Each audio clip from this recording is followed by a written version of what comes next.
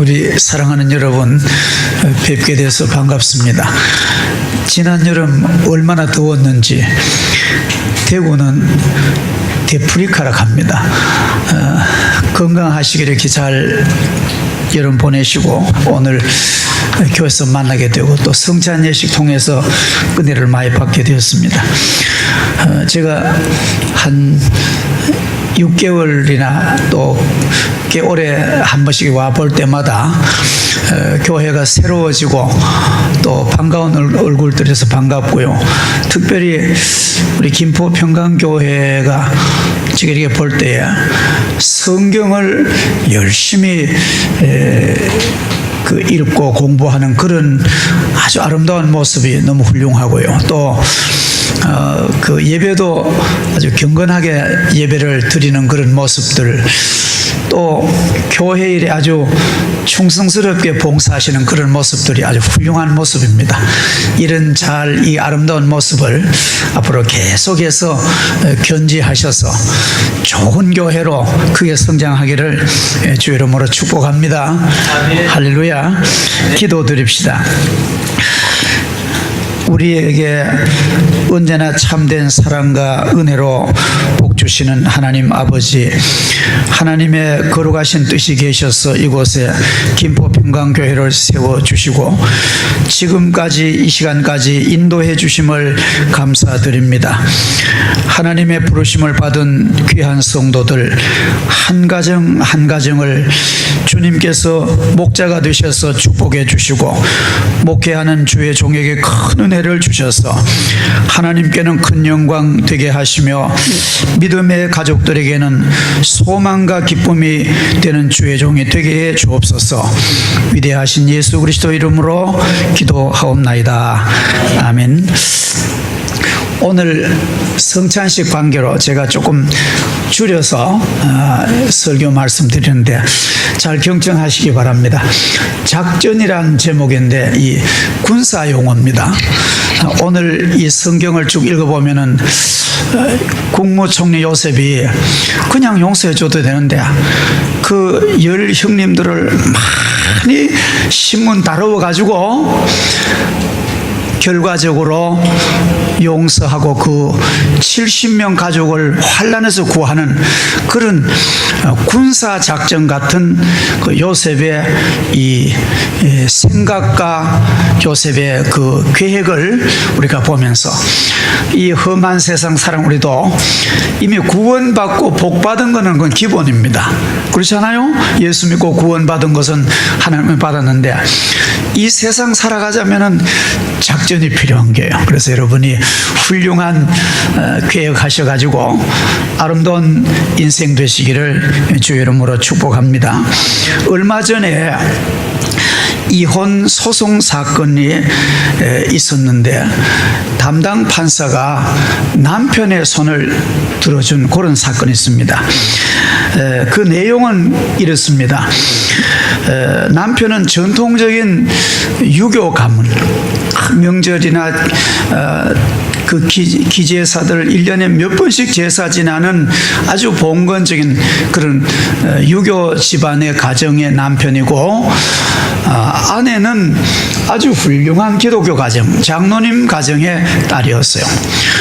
대학 다니다가 서로 연애하고 사랑하다가 결혼했는데 남편은 30세, 금년에 30세고 부인은 28살, 딸 5살 되는 딸 하나 있습니다.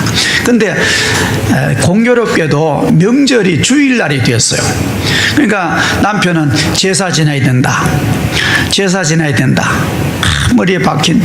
그리고 부인은 아무리 명절이지만도 하나님께 예배를 드려야 된다.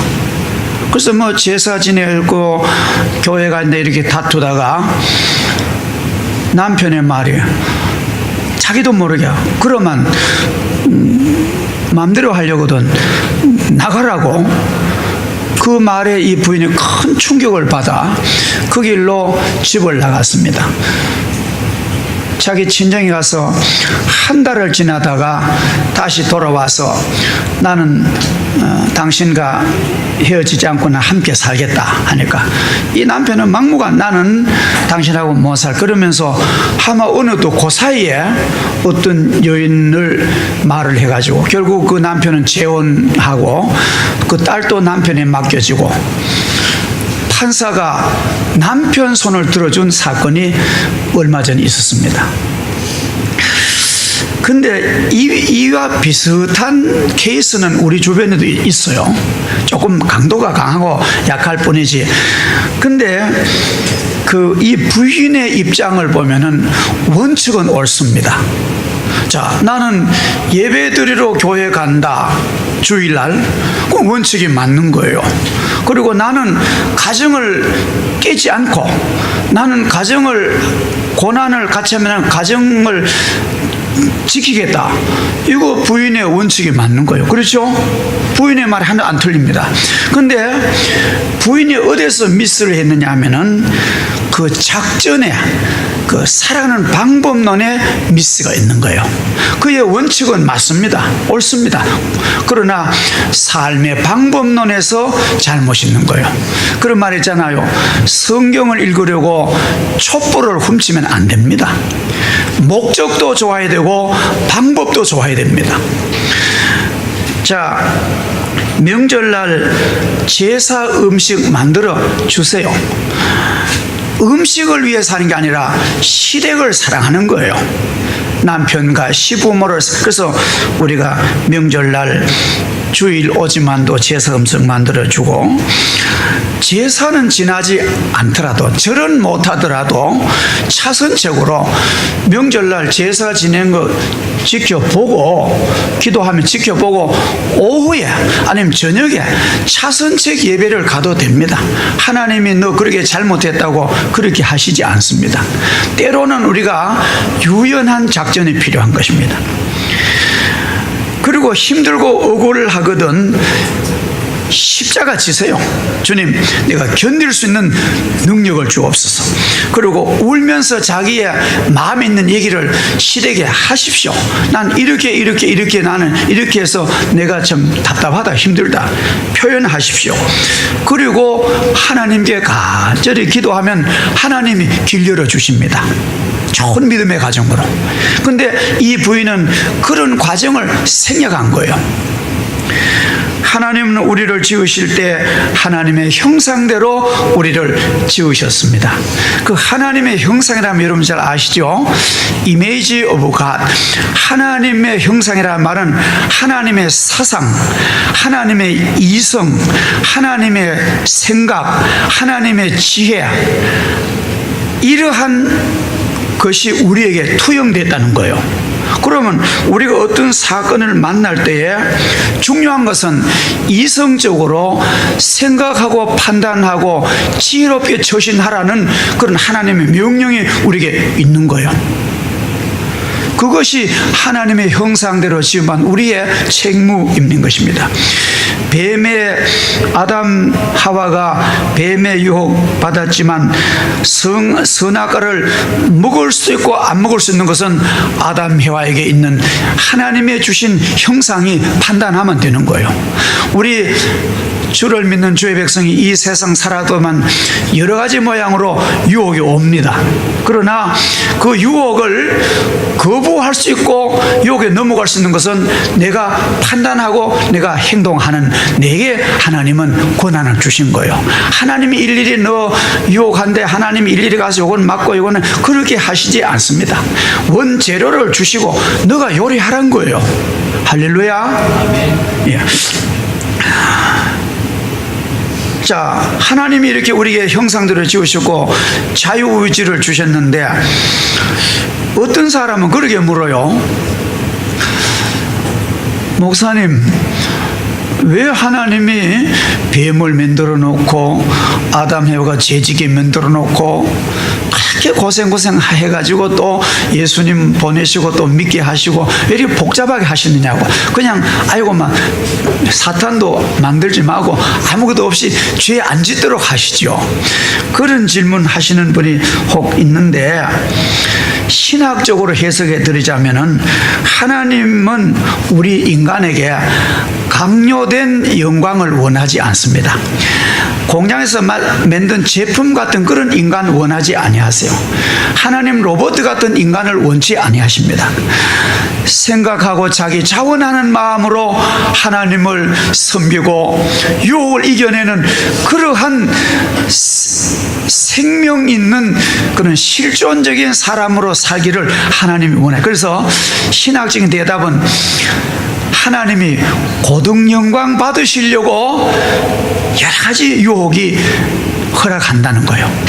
영광 받으시는 것도 값싼 영광이 있습니다.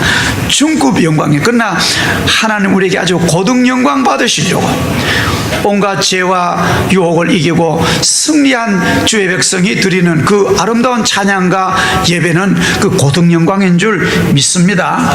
자원하는 마음으로, 자발적인 마음으로 드리는 예배야말로 하나님이 그렇게 최고로 기뻐하시는 영광입니다. 오늘 우리에게도 하나님의 형상대로라는 명제가 있습니다. 여러분 아무렇게나 사시면 그 책임은 여러분에게 있는 것입니다. 요사이 한미 을지훈련 UFG 군사작전이 있었습니다. 신앙의 작전도 필요하고요, 가정의 작전도 필요합니다. 맹목적으로는 이 험한 세상을 이길 수가 없습니다. 오늘 성경 내용 보면은 흉년이 들어서 먹을 양식이 없어 큰 기근을 만난 가나안 땅의 야곱 가족이 지금으로 보면 아프리카죠. 에집트의 제국에 가서 양식 사려고 애국에 야곱의 10아들이 갔습니다. 거기서 그 대제국 이 통치자, 사실 성경 읽어보면 바로는 그냥 상징적이고 실권을 이 국무총리에 줬습니다. 이 대제국의 국무총리를 만나게 됩니다. 근데 국무총리는 이들을 금방 알아보죠. 자기의 형님들이니까. 그러나 이 형들은 변해버린 그 동생을 전혀 알지 못하고 또 말도 통역을 세웠기 때문에 국무총리 요셉은 히브리 말 다 알아듣지만도 이 양식스러운 형제들은 에집트 말 전혀 못 알아듣는 그런 사건이 오늘 본문의 내용입니다. 국무총리 요셉은 중요한 질문을 던집니다. 너희들이 우리나라의 틈새를 엿보고 우리나라 군사, 우리나라 경제, 우리의 국민의 모든 내용을 샅샅이 조사해 가지고 우리나라 쳐들어오려고 온 테러리스트들이지, 너희들이 정탐꾼들이지, 시기만 간첩 아니냐, 그렇게 막 딱 얘기를 하는 거예요. 그러니까 이들이 아무리 변명을 해도 우리는 가나안의 아버지의 한 아들로서 우리는 하나님도 믿고 우리는 진실하고 우리는 그런 정탐꾼이라는 건 전혀 모릅니다. 아무리 변명을 했지만도 그 국무총리가 그걸 이해를 안 하는 거예요. 그렇게 말하다가 쭉 장시간 얘기를 하다가, 원래는 우리가 12형제였는데 어린 막내는 아버지가 환난 많으면 안 된다가 우리 딸아 보내지 않고 집에 아버지 품에 있고, 그 다음에 11째는 없어졌습니다. 그래 이게가 툭 나온 거예요. 그러니까 국무총리 요셉이 그래, 그러면은 너희들이 진실한 거 아닌가 내가 검증하기 위해서 그 막내 있다고 했죠. 예, 있습니다. 돌아가서 막내를 내 앞에 와서 보여라. 그럼 내가 인정하겠다, 진실하다고. 그런 이제 얘기가 된 거예요. 자, 왜 요셉이 그 형님들을 무조건 용서해 주지? 왜 이렇게 복잡하게 했을까? 여러분, 지은 죄를 무조건 용서받으면 용서함 받는 쪽에서는 고귀한 가치를 모릅니다. 오히려 그 악한 행위를 합리화시켜주는 위험이 있으며 또 그냥 면죄부를 줘버리면 그들이 그 귀중함을 알지 못합니다. 또 용서해 주는 편에서는 그 마음의 지난날 쓰라린 상처를 씻을 수 없는 한을 가지게 되며 그 아픈 마음과 쓰라린 지난날의 감정을 씻어버리는 기회마저 차단되므로 용서해 준 기쁨보다는 그만 우울증이나 허망한 마음으로 자기 심령에 병이 들어버린대요. 인간의 그 심리가. 그래서 요셉이 그들을 3일 동안 옥에 가둡니다. 왜냐하면 42장 17절 보면 사흘 동안 옥에 가두는데 10사람을 그것은 함께 감옥에 가가지고 함께 고난받고 함께 뉘우치고 함께 인원하고 함께 상의하라고 고난의 공동체 그 장소에 잠시 동안 보내는 거예요. 사람이 함께 즐거워한다는 것도 좋지만도 함께 고생하는 것도 아주 의미가 있습니다. 저는 이건 설교하고는 관계없는 여담인데 전 때로 이런 말을 들어요. 국정농단 사건으로 수감된 박근혜 전 대통령 그리고 최서운, 최순실 우리나라 그 법무부에서 원래는 서울구치소에 한 구치소에 가야 된답니다. 그런데 둘이 마주칠까봐 괜히 그 법무행정원들이 자기들끼리 인원해가지고 한 사람은 남부로 보내고 한 사람은 서울 이렇게 분리를 시켜놓는데요. 제가 법무부 장관이라면 저는 그렇지 하지 않겠어요.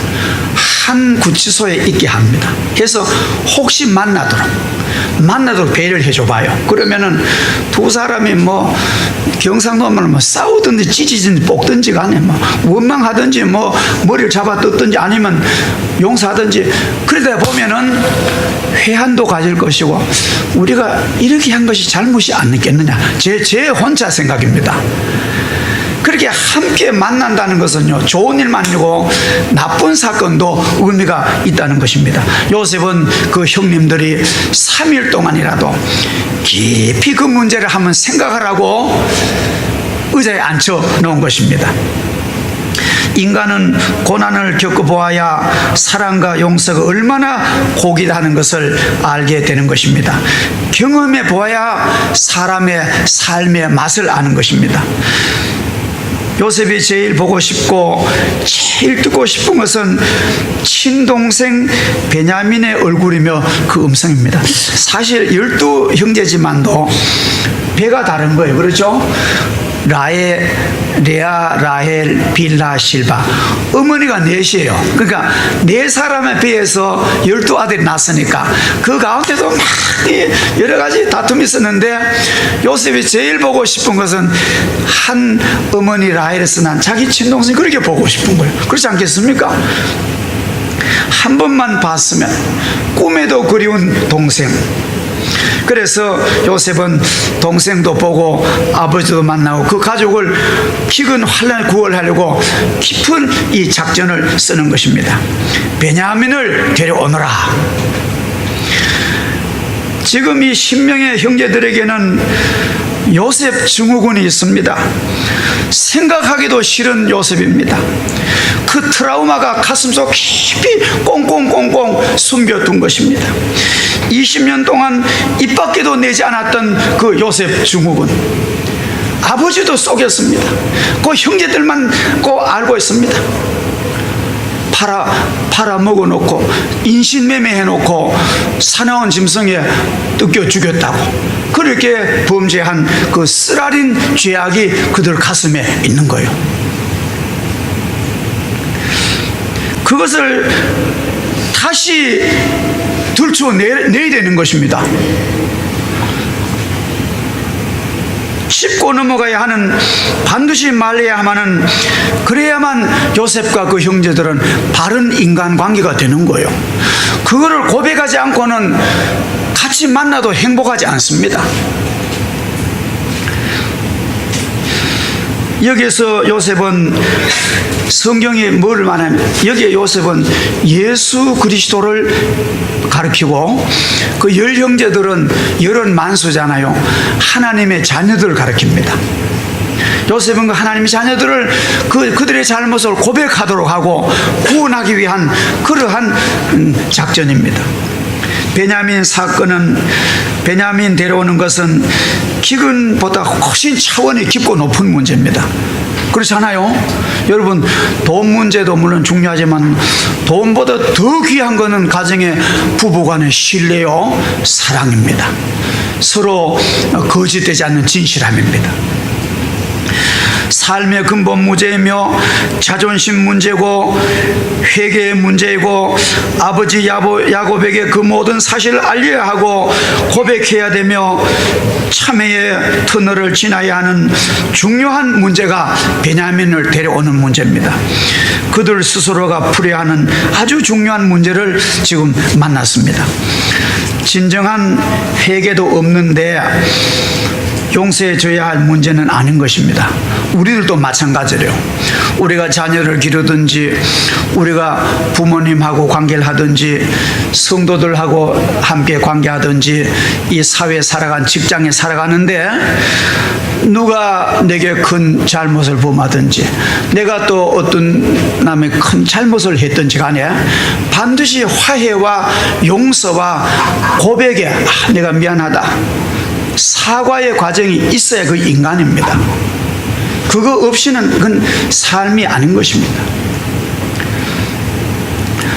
시간을 가지고 검증해야 하며, 만약 이러한 회개의 과정 없이 그냥 용서해 주면 그 형제들은 영원히 하나님을 잃어버리게 되며 그 형제들의 영혼까지 망하게 되는 것입니다.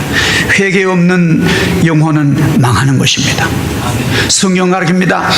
회개 없는 그런 인생은 하늘나라 갈 수 없는 것입니다. 반드시 청산해야 됩니다. 고백하고 눈물 흘리며 참회할 때까지 참고 상대는 기다려줘야 됩니다.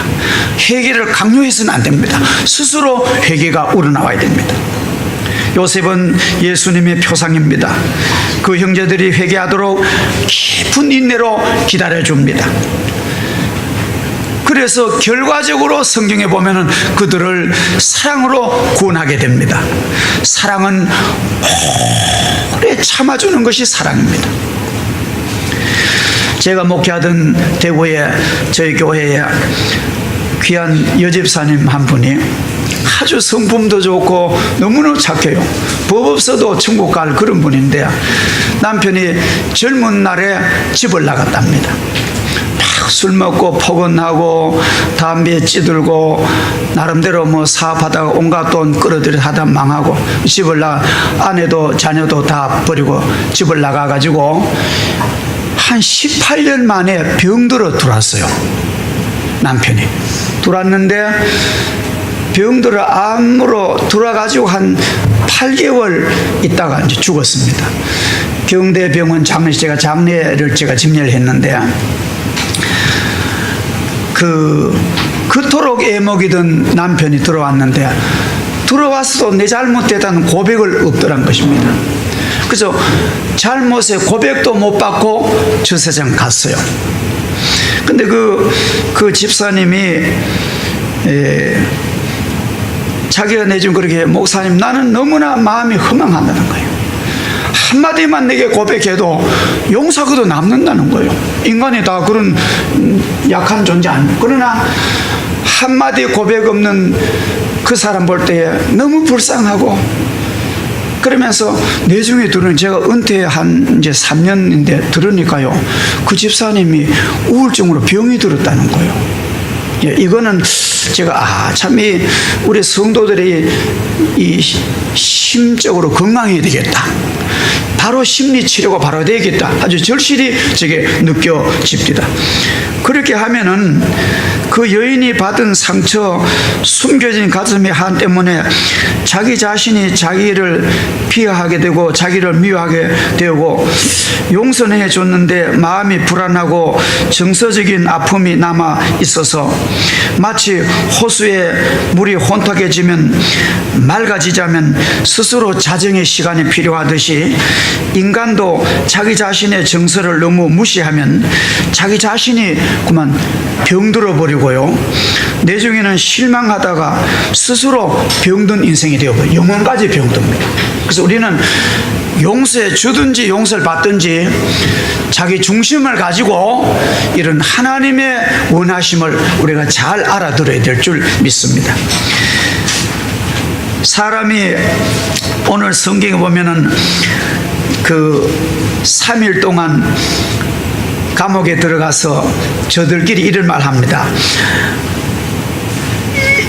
동생이 살려달라고 액을 하였거늘, 막 미디안 장사꾼에게 팔아먹을 때 형님들 날 팔지 말고, 내가 무슨 심부름을 다 할 테니까 날 팔지 말라고 애원했거늘, 그의 마음의 괴로움을 보고도 듣지 아니하였더니 우리가 범죄하였도다. 비로소 고백하는 것입니다. 그렇죠? 요셉이 그 팔려가면 얼마나 울고 날 살려달라고 얼마나 몸부림쳤겠어요. 그거를 보고도 외면했던 그 형제들이 감옥에서 3일 동안 저들끼리 이제 후회를 하고 고백을 하게 되는 것입니다. 20년 동안 묻어두었던 그러한 죄악의 쓰라린 그런 그 내용입니다. 우리는 분명히 합시다. 하나님의 백성으로서 우리가 이 세상 살면서 가까운 가족과 우리의 삶의 주변에 큰 문제 작은 있거든, 미안합니다, 죄송합니다, 그럴 사과가 있고, 어떤 거는 금전으로 또 갚을 사과가 있고, 어떨 때는 눈물로 할 사과, 그 케이스가 다른데 우린 정리합시다. 그리고 내가 받아야 할 용서도 상대가 분명히 진심으로 내게 죄를 고백하거든 쿨하게 깨끗이 용서합시다. 듣고 난 다음에, 듣기도 전에 하지 마세요. 주님께서 그렇게 가르치지 않습니다. 값싼 기독교인이 되면요, 가치 없는 복음을 가치 없게 만들어 버립니다. 그 감옥에서 루벤이 이래 말합니다. 내가 뭐라고 하더냐? 동생을 죽이지 말자고 내가 그렇게 했건 말 너희들이 말 안 들었다고. 실제로 일정 부분 루벤이 구덩이에 넣을 때는 루벤이 역할을 한 거는 맞아요. 그러나 사실 팔아먹을 때에 루벤은 입을 다물었습니다. 그 말하면 결과적으로 공범입니다. 그럼 보세요.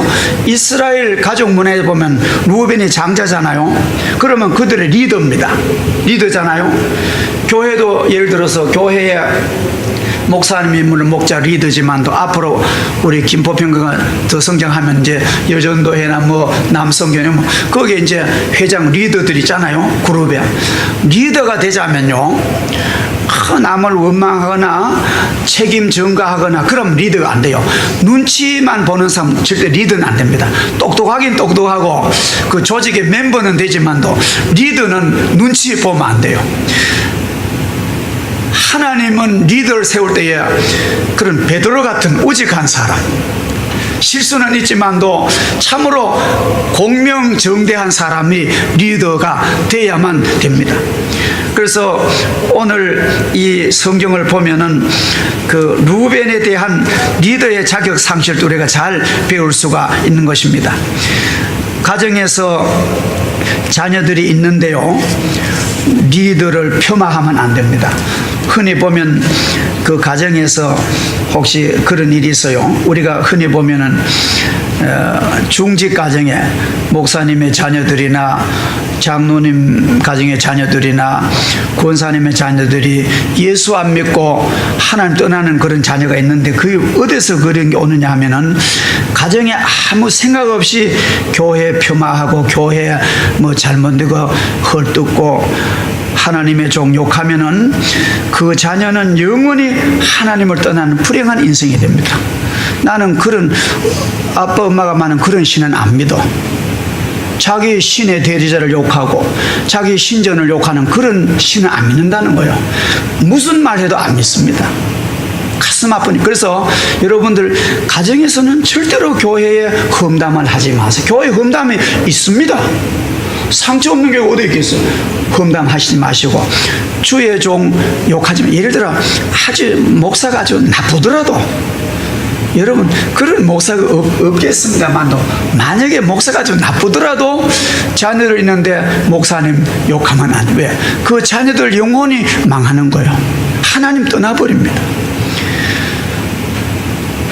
우리는 참으로 형제를 간에 서로 험담하고 부모 험담하고 이렇게 하면은 서로 자멸을 하는 것입니다. 오늘 마지막 보면은 이제 그 시므온을 결박해서 인질로 잡아놓고 9 형님들을 가나안으로 보내면서 양식을 주고 챙겨주고 보호해주고 돈을 넣어주고 여러 가지 사랑으로 챙겨줍니다. 우리가 죄인 되었을 때 주님 우리 위하여 죽어주심으로 우리를 의롭게 하신 것처럼 요셉은 그 형님들 가서 충분히 먹고 돌아올 수 있도록 배려하고 보살펴 줍니다. 다른 사람을 용서하자면 내가 힘이 있어야 됩니다. 내가 믿음이 있어야 되고 내가 손에 쥔 것도 있어야 되고 내가 건강해야만 남을 도와줄 수 있습니다. 형들을 위하여 눈물과 감정을 억제할 수 있는 절제력도 이 건강해야 절제가 됩니다. 여러분 함부로 절제가 안 되는 거예요. 그것이 바로 참된 사랑입니다. 30세가 넘은 아들의 제멋대로 쓴 카드 빚을 청산해주는 엄마, 자기 자신의 강력한 의지가 있어야 되지 그럴 의지와 노력과 수고도 없는 아들에게 엄마의 생각 없는 맹목적인 사랑으로 카드집 결제해주면은 그 아들은 더 인생의 위협의 나락으로 빠져들어갑니다. 아예 냉정한 엄마가 되는 것이 그 아들에게는 좋은 사랑의 방법입니다. 사랑하신 여러분, 하나님과의 올바른 관계는 진정한 회개의 마루터를 지나야 됩니다. 늦지 않습니다. 늦은 회개는 없습니다. 하나님 언제라도 기뻐 너가 이렇게 내게 얘기하는구나. 하나님이 기뻐 나를 끌어안으십니다. 사람과의 좋은 관계 회복하자면은 잘못은 사과하고 미안합니다. 죄송합니다. 그리고 보상하고 책임지는 삶이 있으면 그 사람은 누구와도 잘 통합니다. 그리고 자기 자신과의 좋은 관계 맺어야 됩니다. 자기 자신과의 좋은 관계 못 맺으면요 정신병 들어요. 여러분 요사이 뭐 서울역에 보면 이렇게 그런 병자만 자기 자신과의 이게 갈등 때문에 병이 온 거예요. 자기 자신과 좋은 삶 되자면은 고통을 참아내자. 이 문제 이겨내면 하나님이 나를 도와주신다는 소망과 믿음을 가져야 됩니다. 그리고 절제된 생활이 있을 때에 하나님은 그를 문 열어주실 줄 믿습니다. 하나님이 주신 우리들의 중요하고도 값진 일생을 계획하시고 삶의 작전을 잘 짜셔서 복된 삶 되시기를 주 이름으로 축복합니다. 기도하겠습니다. 하나님 아버지